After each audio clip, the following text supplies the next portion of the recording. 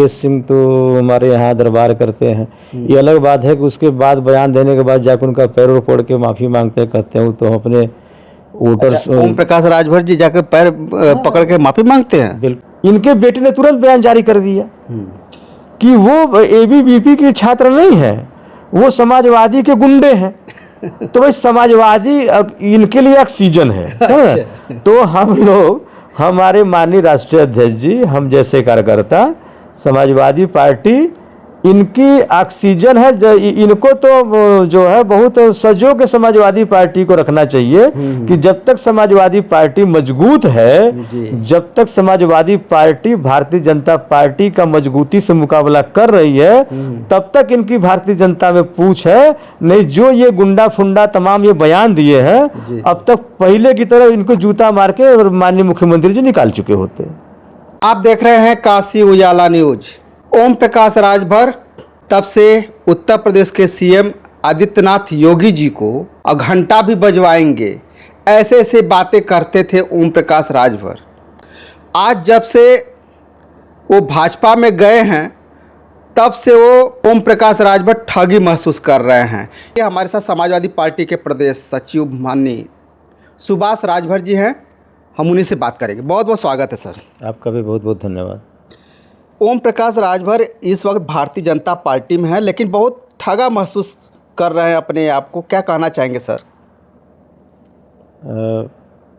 हमें तो नहीं लगता कि श्री ओम प्रकाश राजभर जी कहीं से ठगा महसूस कर रहे हैं, क्योंकि देखिए जो ठगने वाला व्यक्ति हो खुद हो जी, उसको अच्छा अनुभव होता है ठगने का। तो ठगने का जिसको अनुभव हो वो ठगा महसूस करे, ऐसा कोई बात नहीं है। चूँकि श्री ओम प्रकाश राजभर जी की जो साइकोलॉजी है, इलेक्ट्रॉनिक मीडिया में लगातार बने रहने के लिए, क्योंकि उनके जो कुछ समर्थक ऐसे हैं जो चेतना में नहीं उत्तेजना में विश्वास करते हैं जी, और उत्तेजना पसंद जिनको होता है, तो ओम प्रकाश जी उस जो है सेंटिमेंट को बखूबी समझते हैं। इसीलिए समय समय पर श्री ओम प्रकाश राजभर जी ऐसे विवादित बयान देते रहते हैं, जिससे उनके उन समर्थकों को जिन्हें उत्तेजना पसंद है, उन्हें मज़ा आता है कि मेरा नेता, देखिए जैसे बोलते हैं कि हमसे बड़ा गुंडा कौन है। तो अब ये अलग बात है कि उनसे बड़ा गुंडा कौन है, कहते हैं ब्रजेश सिंह तो हमारे यहाँ दरबार करते हैं। ये अलग बात है कि उसके बाद बयान देने के बाद जाकर उनका पैर पकड़ के माफ़ी मांगते कहते हैं तो अपने वोटर्स। ओम प्रकाश राजभर जी जाकर पैर पकड़ के माफी मांगते हैं? बिल्कुल मांगते हैं भाई। ब्रजेश सिंह का आप जो ट्रैक रिकॉर्ड है, एक बड़े माफिया का ट्रैक रिकॉर्ड है। ओम प्रकाश राजभर का ट्रैक रिकॉर्ड क्या है? ओम प्रकाश राजभर का ट्रैक रिकॉर्ड यही है कि सही एक गरीब परिवार से थे, मेहनत मजदूरी करते थे, मेहनत मजदूरी करके इनके पिताजी पढ़ाए, फिर पता जाता है कि ये टेम्पू चलाते थे, फिर जीप चलाते थे। तो इनके और ब्रजेश सिंह जी के दोनों लोगों का कंपैरिजन अगर करेंगे आर्थिक स्थितियों का और मनोबल का, तो बहुत अंतर है। ब्रजेश सिंह ने तो बहुत सारे मर्डर्स अब जो साबित हुए नहीं हुए, पर वांटेड तो है वो तमाम केसों में। जैसे कि जे हॉस्पिटल का वहाँ जो मुंबई वाला कांड है, से बहुत सारे कांड हैं। और ब्रजेश सिंह ऐसे माफिया थे जिनका कि 4-4 स्टेटें उनका पासपोर्ट साइज फ़ोटो नहीं खींच पाई थी जी। तो उस तुलना में ओम प्रकाश राजभर जी का कोई तुलना नहीं है। ऐसे में ये कहना कि ओम प्रकाश ब्रजेश सिंह जी या अभी हमारे दिवंगत हो गए मुख्तार अंसारी साहब, ऐसे तमाम लोग उनके यहाँ दरबार करते हैं, तो ये एक साइकोलॉजी है सर, ये एक मनोविज्ञान है कि जो हमारे कुछ समर्थक, यानी जो ओम प्रकाश राजभर जी कहें वो सही है? नहीं, ये नहीं सही, वो नहीं है।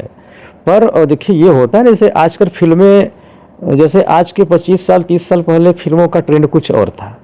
आज फिल्मों, एक समय ये था कि जब बहुत थोड़ा सा 40-50 साल पीछे जाएंगे तो देखते थे गांव में डकैतियां पड़ती थी, तो उस समय जैसे शोले फिल्म जो आई तो उसी पर आई।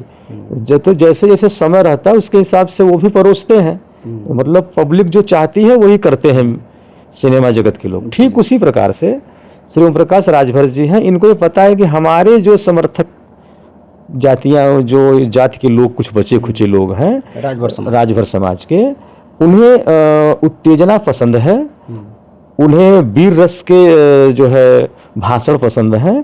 तो वो इस तरीके से वो अपने जो है वोटर्स को लगातार फेंटने के लिए, जैसे ताश का पत्ता फेंटा जाता है, उसी तरीके से उन्हें अपने जाल में निरंतर बनाए रखने के लिए, मोह जाल में, वो इस तरह के बयान देते रहते हैं। लेकिन अगर देखा जाए सर, जिस तरह से राजभर समाज को हत्याएं हो रही हैं, बलात्कार हो रहे हैं, तो इस पे ओम प्रकाश राजभर क्यों नहीं बोलते हैं? क्या भर मारो अभियान चल रहा है क्या आदित्यनाथ योगी के सरकार में?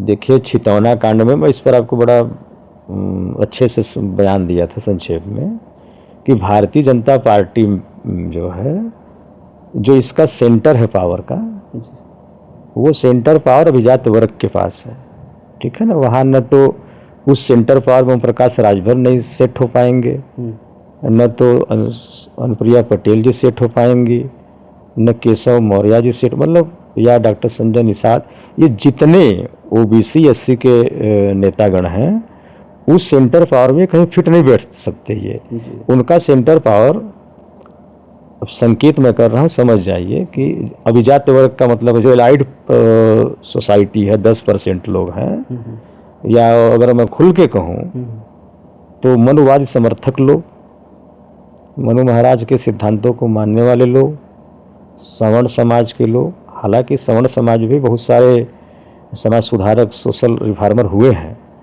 मैं पूरे समाज को नहीं कह सकता, लेकिन सत्ता की कुंजी जब बीजेपी की सरकार होगी तो सत्ता के जो है कुंजी, जो पावर की कुंजी होगी, वो अभिजात वर्ग के पास होगी, उस एलाइट कम्युनिटी के पास होगी, उसमें ओबीसी एससी कहीं से नहीं आएगा। इसलिए राजभर, आप सिर्फ राजभर को क्यों जोड़ रहे हैं?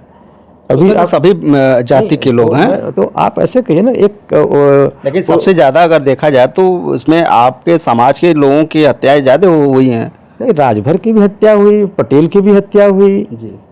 ऐसा नहीं है कि सिर्फ एक जाति, मैंने बताया ये पूरी ओबीसी कम्युनिटी, एससी कम्युनिटी और एसटी कम्युनिटी और माइनॉरिटी, जो पूरा का पूरा सबके साथ, जैसे आज के 5000 साल पहले जिस तरीके से अत्याचार, दुराचार हो रहा था, भेदभाव, असमानता का व्यवहार हो रहा था, वो भारतीय जनता पार्टी कर रही है, समझ रहे हैं। तो अब रह गई ओम प्रकाश राजभर या डॉक्टर संजय निषाद, क्योंकि ये लोग सोशल रिफॉर्मर भी नहीं हैं और न तो समाज के ये रहनुमा हैं, ये अपने परिवार के रहनुमा हैं।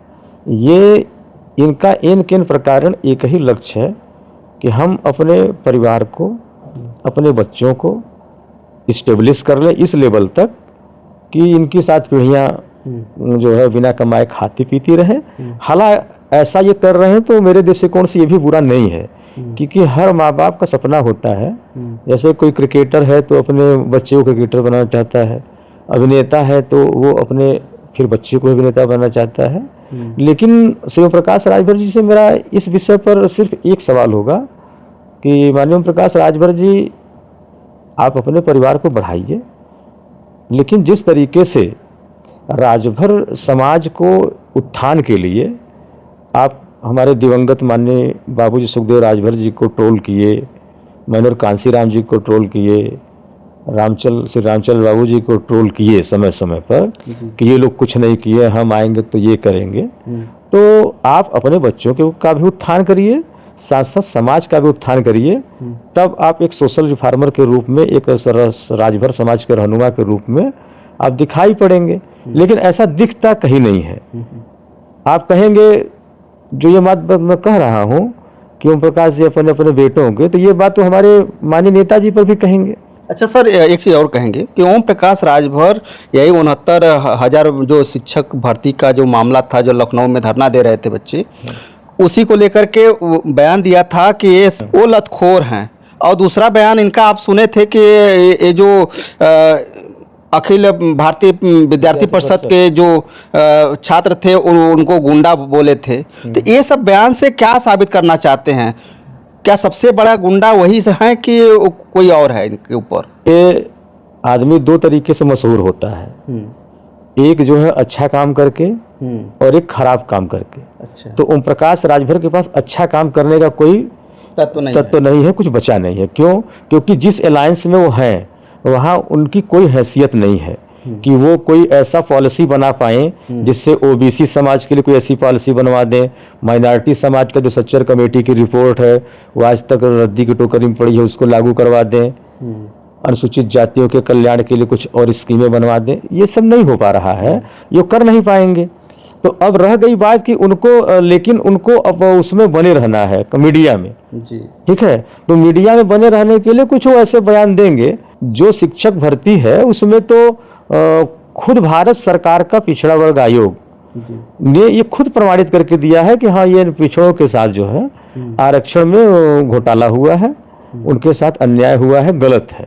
और इसी सरकार की एक महत्वपूर्ण जो है लीगल इंस्टीट्यूशन का वो जो संस्था है पिछड़ा वर्ग आयोग कमीशन है, जब वो प्रमाणित कर रहा है तो और इस प्रमाण की क्या जरूरत है, और कौन सा प्रमाण चाहिए आपको।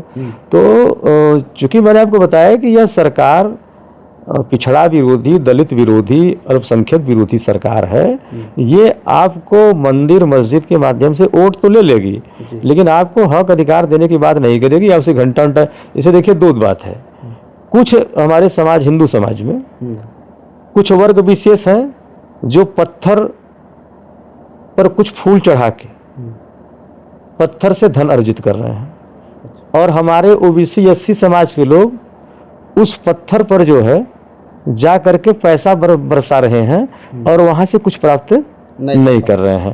तो ये स्ट्रेटजी है, और उसी स्ट्रेटजी को ये जानते हैं कि धर्म के नाम पर ओबीसी एससी एसटी ज़्यादा सेंटिमेंटल होते हैं।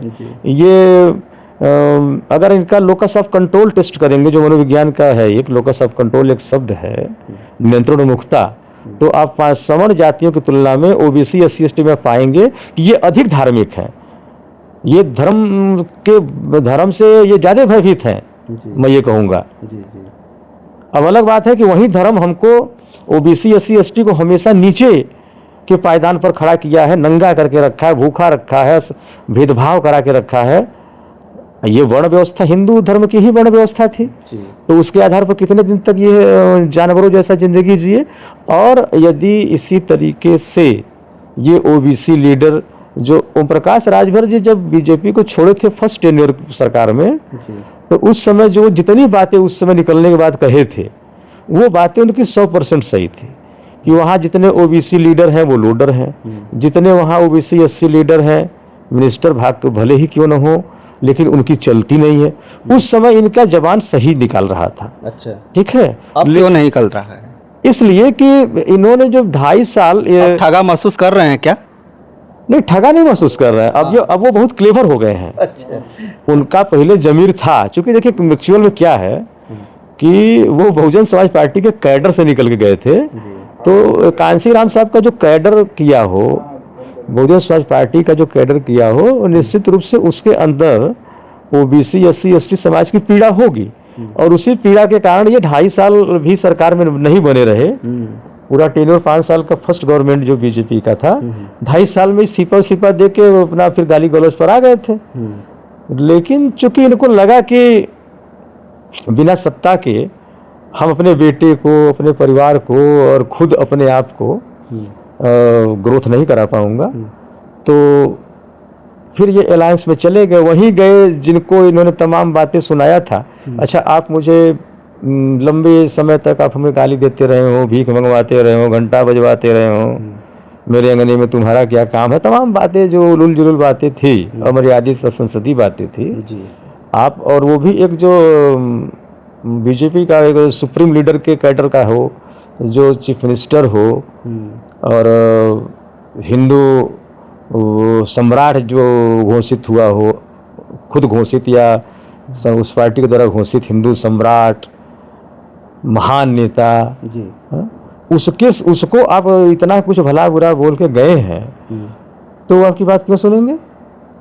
वो सुनते कि कुछ नहीं है। ये एक वजह थी कि वो था जो अखिल भारतीय विद्यार्थी परिषद के जो छात्र थे उनके घर पे अटैक किए। बिल्कुल। देखिए वहाँ पर जब ये बात मेरे भी संज्ञान में आप लोगों का ही जो चलाते हैं सोशल मीडिया पर, तो उसी से और मुझे और कुछ न्यूज़ जब चैनल मैंने देखा तो मुझे भी जानकारी मिली कि वहाँ ऐसे बोल गए हैं। लेकिन वहाँ टोटली गलती इनकी है, माननीय प्रकाश जी की। भाई लोकतंत्र में अपनी बात रखने का एक धरना प्रदर्शन एक माध्यम है जी। और धरना प्रदर्शन किस बात का था? बात के मूल तत्व में जाइए, कारण में जाइए। वहाँ विद्यार्थियों का, चूंकि हमने तब उसमें ट्रैक किया कि ये अखिल भारतीय विद्यार्थी परिषद का गोल क्या है। अखिल भारतीय विद्यार्थी परिषद के लोगों को यह कम्युनिकेशन हुआ कि जिन बच्चों को जिन विषयों में प्रवेश दिलाया गया है उन विषयों की मान्यता ही नहीं है। अच्छा, ठीक है ना। तो अब ऐसे में उन बच्चों का एक साल पूरा बर्बाद हो रहा था। इसलिए वो प्रोटेस्ट कर रहे थे कि जब आपको मान्यता उस सब्जेक्ट की नहीं थी तो आपने उस सब्जेक्टों में बच्चों का प्रवेश क्यों लिया, छात्रों का प्रवेश क्यों लिया। तो उनका प्रोटेस्ट वहाँ जायज था। अब उस पर आप जो है एज ए कैबिनेट मिनिस्टर आप रुक के वहीं पर बात कर लिए होते सक्षम। आप जो छात्रों से कह रहे हैं कि वो राज्यपाल से मिलते, मुख्यमंत्री से मिलते, फलाने से मिलते, ये बताइए कि छात्र के पास इतना कहाँ संसाधन स्रोत है? गवर्नर से मिलना आसान काम है क्या? नहीं। मुख्यमंत्री से मिलना आसान काम है क्या? मैं बताऊं कि दिल्ली के कभी माननीय मुख्यमंत्री जी जब मुख्यमंत्री नहीं थे 4-4, 6-6 घंटे वो साथ इनके साथ रहे हैं। मैं ऐसे भी गुप्त नाम नहीं लूँगा उनका, वो नाम दर्ज करवाए हैं। 2 महीने से लगातार प्रयासरत हैं और माननीय मुख्यमंत्री जी से उनकी मुलाकात नहीं हो पा रही है। तो टॉप मोस्ट जो आरएसएस से भी जुड़े लोग हैं, जब उनसे मुख्यमंत्री जी की मुलाकात नहीं हो पा रही है तो आम छात्रों की मुलाकात कैसे हो पाएगी? और अगर मान लीजिए मुलाकात का अवसर मिला भी तो हमारे छात्र का इकोनॉमिकल स्टेटस इतना मजबूत नहीं है कि वो लखनऊ पहुंच सके। बहुत सारी चीजें हैं ना। तो आप वहां गए थे, लगे हाथ आप ही बात कर लिए होते। आप उनको गुंडा सुंडा क्यों बोल रहे हैं भाई? क्या जब इस तरीके से तो राजनीतिक पार्टियां भी समय समय पर धरना प्रदर्शन नहीं करती हैं क्या? क्या अगर ओम प्रकाश राजभर जी के पार्टी को जब से निर्माण बना, संगठन बना इनका, ये भी तो आंदोलन बहुत सारे चलाए थे। तो इनको अगर कोई दूसरा पार्टी वाला कहता या मैं कहता कि ये गुंडा है तो क्या वो ठीक बात रहता? तो जो छात्रों का प्रोटेस्ट था इनके लिए वो सही था। और उसमें भी एक बड़ी अच्छी बात है क्या भाई, इनको जो है हर बात के पीछे समाजवादी पार्टी का डिफेंस लेना है। जब इनके सरकारी एक कैबिनेट मंत्री और बाहुबली कैबिनेट मंत्री, स्वयं घोषित गुंडा बाहुबली कैबिनेट मंत्री कि मतलब मैं ऐसा हूं जिसके सामने सब बेकार हैं, सबकी हवा निकल जाती है, वो बिहार जाएंगे तो पूरा बिहार इनका हो जाएगा, दिल्ली जाएंगे तो दिल्ली पूरा उनका हो जाएगा। तो पाकिस्तान क्यों नहीं भेज देते? पाकिस्तान जाए तो वहाँ भी उनका हो जाएगा। भाई बोलने में ही जब हमारे माननीय राष्ट्रपति जो कह रहे थे बिहार में उनका क्या है, इनका क्या है भाई? बिहार में ये अकेले चुनाव लड़ते हैं तो कहीं 1 है रोड पाते हैं, कहीं 2 है रोड पाते हैं। लोकसभा में, विधानसभा नहीं कर रहा हूँ, लोकसभा के चुनाव में जब इनकी पार्टी अकेले लड़ती है 2-4 हजार रोड पाती है। विधानसभा में कहीं 500, कहीं 600, कहीं 800। तो आप खुद अपनी हैसियत नहीं देखते हो। और देखिए बड़ा अच्छा है कि जब हम किसी एक के ऊपर उंगली करते हैं तो 3 उंगलियां हमारे ऊपर खुद जाती हैं। तो बुरा जो देखन मैं चला बुरा न मिलिहन कोय, जब दिल देखा आपना हमसे बुरा न कोय। तो इस सिद्धांत को मानना चाहिए। और कोई भी व्यक्ति परफेक्ट नहीं है।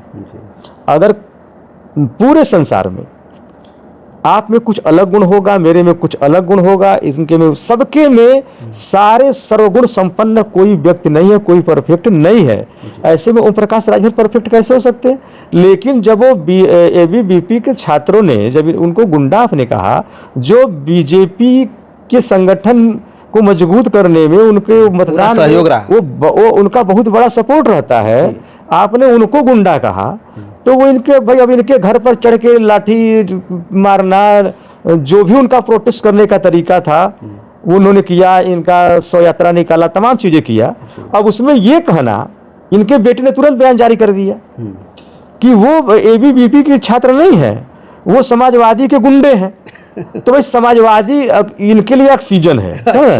तो हम लोग, हमारे माननीय राष्ट्रीय अध्यक्ष जी, हम जैसे कार्यकर्ता, समाजवादी पार्टी इनकी ऑक्सीजन है। इनको तो जो है बहुत सजो के समाजवादी पार्टी को रखना चाहिए कि जब तक समाजवादी पार्टी मजबूत है, जब तक समाजवादी पार्टी भारतीय जनता पार्टी का मजबूती से मुकाबला कर रही है, तब तक इनकी भारतीय जनता में पूछ है। नहीं जो ये गुंडा फुंडा तमाम ये बयान दिए हैं, अब तक पहले की तरह इनको जूता मार के माननीय मुख्यमंत्री जी निकाल चुके होते।